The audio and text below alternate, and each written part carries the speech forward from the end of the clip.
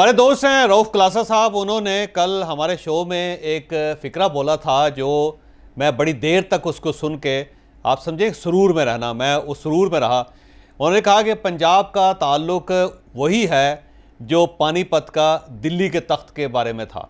यानी जो शख्स पानीपत की जंग जीत जाता था, पूरा हिंदुस्तान, पूरा दिल्ली का तख्त उसके पास होता था। बिल्कुल इसी तरह पंजाब जिसके पास होता है, पूरा पाकिस्तान उसी के पास होता है। तो मुझे रऊफ़ क्लासा साहब की ये तमसील बहुत अच्छी लगी, लिहाजा मैं उसको ऑन कैमरा अप्रिशिएट करना चाह रहा था। पंजाब में वाकई एक ऐसी सूरत डेवलप हो रही है कि जिसने आने वाले दिनों में पूरे पाकिस्तान की पॉलिटिक्स पे बहुत असरात मुरतब करने हैं। पहली बात तो ये है कि क्या चौधरी परवेज़ इलाही साहब जो है उनकी हुकूमत चल सकेगी, अब वो रहेंगे या नहीं रहेंगे? तो इसका जवाब है नहीं रहेंगे। अब अगला सवाल ये होगा कि कितने दिनों में ये फैसला हो जाएगा। मेरा ख्याल ये है कि जनवरी का महीना चौधरी परवेज़ इलाही साहब और इमरान खान साहब के लिए पंजाब का आखिरी महीना होगा। इस महीने के अंदर अंदर चौधरी परवेज़ इलाही साहब फारग हो जाएंगे। वो तो मेरा ख्याल ये है कि शायद चौधरी परवेज़ इलाही साहब का जो फैसला इसी हफ्ते हो जाए। और आज क्योंकि हाई कोर्ट ने हेयरिंग शुरू कर दी है और इसके बाद आप देखिएगा कि अदालत का जो मूड होगा वह तब्दील नज़र आएगा आपको। उसकी वजह यह है कि चौधरी परवेज़ इलाही साहब के पास कानूनी तौर पे कोई सहारा नहीं है कि जिसको अदालत तस्लीम करके इनके सहारे को ज़्यादा मजबूत कर दे। लिहाजा क्योंकि आइनी और कानूनी तौर पे चौधरी परवेज़ इलाही साहब कमज़ोर हैं, तो अब हाई कोर्ट जो है वो ज़्यादा सपोर्ट इनको नहीं दे सकेगी। लिहाजा मेरा ख्याल ये है कि इसी हफ्ते शायद चौधरी परवेज़ इलाही साहब का फैसला हो जाए और इसमें चौधरी परवेज़ इलाही साहब से ये कहा जाए कि आप मेहरबानी करके एतमाद का वोट लें। अगर आपको एतमाद का वोट मिल जाता है तो आप सीएम रहेंगे, अगर आपको एतमाद का वोट नहीं मिलता तो आप सीएम नहीं रहेंगे। अब सवाल ये है कि क्या चौधरी परवेज़ इलाही साहब को एतमाद का वोट मिलेगा? मेरा ख्याल है कि चौधरी परवेज़ इलाही साहब के पास बंदे पूरे नहीं हैं, क्योंकि 20 से 25 लोग हैं पीटीआई के जो अब चौधरी परवेज़ इलाही साहब और इमरान खान साहब के साथ नहीं हैं।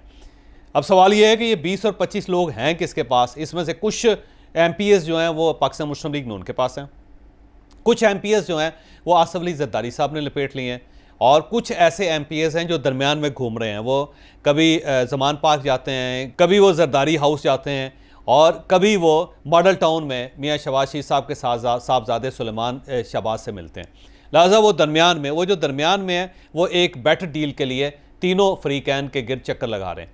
लेकिन कुछ ऐसे लोग हैं जो पीपल्स पार्टी के पास हैं और कुछ ऐसे लोग हैं जो नून लीग के पास हैं। अब अगला सवाल ये है कि क्या ये पार्टीज़ इन लोगों को अपने साथ किसी जगह पेश करेगी? मेरा ख्याल है पेश नहीं करेगी। ये सिर्फ ये देखा जाएगा कि जब चौधरी परवेज़ इलाही साहब एतमाद का वोट लेंगे तो उनसे कितने लोगों को वोट नहीं दिलवाना। अब फ़र्ज़ करें कि 186 लोग चाहिए चौधरी परवेज़ इलाही साहब को और अगर उसमें 3 मेंबर गायब हो जाएं तो ज़ाहिर चौधरी परवेज़ इलाही साहब चीफ मिनिस्टर नहीं रह सकेंगे। तो उस दिन 3 मेंबर्स गायब हो जाएंगे और बाकी जो होंगे पीटीआई के मेंबर्स वो गवर्नमेंट के डेस्क पे बैठे रहेंगे। और अगर ये महसूस हो कि नहीं 10 मेंबर्स हमने ऑफ़ करने हैं तो फिर 10 मेंबर्स ऑफ हो जाएंगे। और अगर ये फैसला हो जाए कि 20 मेंबर्स ऑफ करने हैं, बहुत ज़्यादा खौफनाक शिकस्त देनी चौधरी परवेज़ इलाही साहब को, तो 20 मेंबर्स उस दिन असम्बली से गायब हो जाएंगे। उसमें से कुछ लोग बीमार हो जाएंगे, कुछ लोग रास्ते से गायब हो जाएंगे, कुछ लोग बाहर चले जाएंगे, कुछ लोग एक प्रेस कॉन्फ्रेंस करके इमरान खान साहब और चौधरी परवेज़ इलाही साहब के खिलाफ रिवोल्ट कर देंगे। कुछ ना कुछ इन दिनों में होता रहेगा। लिहाजा अब तक की सूरत हाल ये है कि हाई कोर्ट से मेरा ख्याल है चौधरी परवेज़ इलाही साहब को शायद अब उतना रिलीफ ना मिल सके जितना उनको इससे पहले मिला था। दूसरा, इनको एतमाद का वोट लेना पड़ेगा और जब एतमाद का वोट लेना पड़ेगा तो उस दिन पीटीआई के बेशुमार अरकान गायब होंगे या उनको गायब कर दिया जाएगा या फिर वो वोट नहीं देंगे। और इसमें ये चीज़ भी जहन में रखें कि ये जो गायब अरकान हैं इनमें काफ लीग के अपने लोग भी हैं। यानी काफ लीग के भी 3-4 एमपीएस ऐसे हैं कि जो इस दूसरे ग्रुप के अंदर शामिल हो चुके हैं, जो अब चौधरी परवेज़ इलाही साहब के साथ नहीं रहे। एक तो सिनेरियो ये, एक तो ये सूरत हाल चौधरी परवेज़ इलाही साहब। अब इसके बाद क्या होगा? इसके बाद ये होगा कि इमरान खान साहब के लिए ये सूबा उसी तरह हो जाएगा जिस तरह सिंध है। ये जिस तरह सिंध नहीं जा सकते, बलूचिस्तान नहीं जा सके, बिल्कुल इसी तरह इमरान खान साहब पंजाब में दाखिल नहीं हो सके। इन्हें यहाँ से फौरी तौर पे खैबर पख्तूनख्वा नकल मकानी करनी पड़ेगी, वहाँ जाके इनको अपना ठिकाना बनाना पड़ेगा और उसके बाद ये पेशावर में बैठ कर प्रेस कॉन्फ्रेंस किया करेंगे और सब लोग फवाद चौधरी साहब, असद उमर साहब, इमरान इस्माइल साहब, परवेज़ खटक साहब और ये वो सारे लोग जो इस वक्त आपको ज़मान पार्क में नज़र आते हैं, इंक्लूडिंग शाह महमूद कुरैशी साहब, ये सब पेशावर जाया करेंगे और पेशावर में बैठ के इमरान खान साहब की तीमारदारी करेंगे। ये एक दूसरा। अब इसके बाद ये है कि पंजाब में होगा क्या? पंजाब में आने वाले दिनों में एक बड़ा खूबसूरत सेटअप बन रहा है और उस सेटअप का कल आगाज़ हो गया।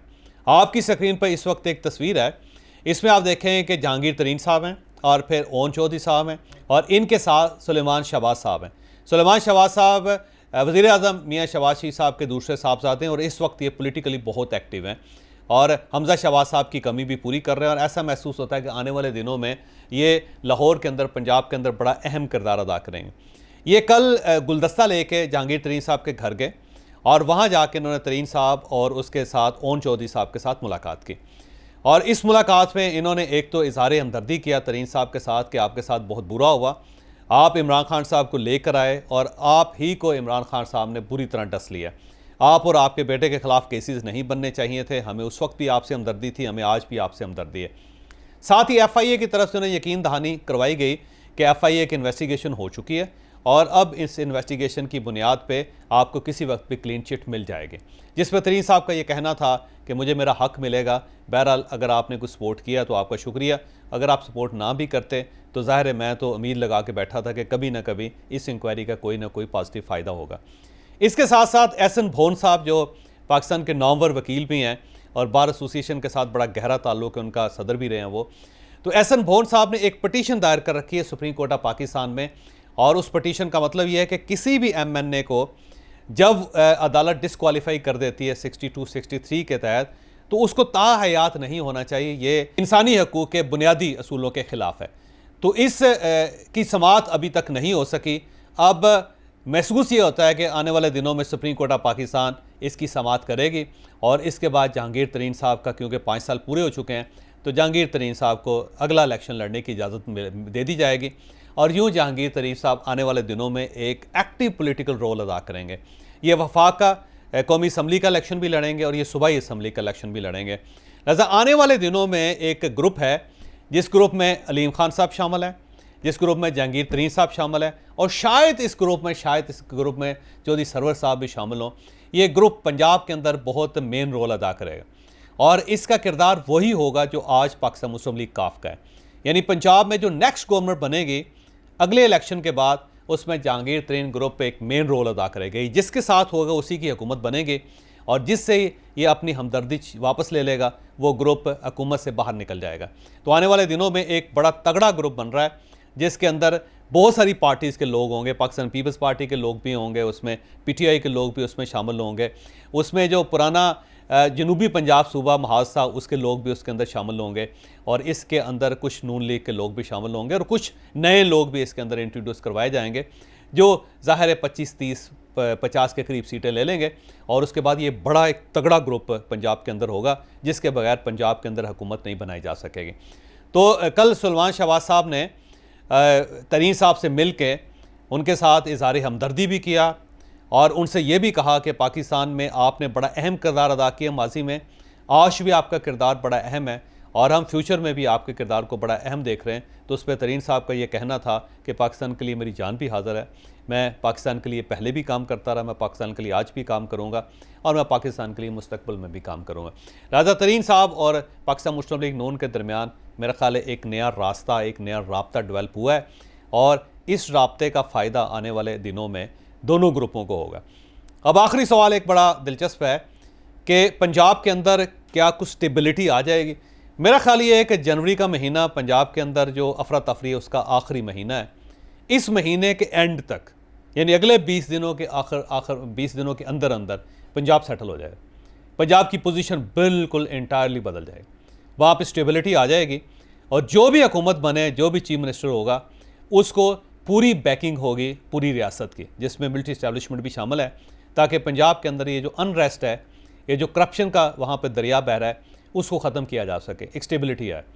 और अगर पंजाब के अंदर स्टेबिलिटी आ गई तो उसके बाद फिर ये वफाक की हुकूमत, पंजाब की हुकूमत ये अपनी मुद्दत पूरी करेंगे और उसके बाद देखा जाएगा कि अगर पाकिस्तान इकनॉमिकली स्टेबल होता है तो फिर तो इलेक्शन हो जाएंगे और अगर इकनॉमिकली स्टेबल नहीं होता तो मेरी गट फीलिंग है, इसके पीछे इंफॉर्मेशन नहीं है, बस मेरी एक गट फीलिंग है कि फिर शायद एक कौमी गवर्नमेंट बन जाए जिसमें सारी पार्टियों के लोगों को लेके 1 साल के लिए एक नेशनल गवर्नमेंट बना दी जाए और वो नेशनल गवर्नमेंट पाकिस्तान के माशी मामलात को ठीक रखे और उसके बाद जब पाकिस्तान वापस अपने ट्रैक पे आ जाए तो फिर उसके बाद नए इलेक्शन करवा दिए जाएँ। तो आज तक यही एक प्लान है जो मैं आपके सामने रखना चाहता था।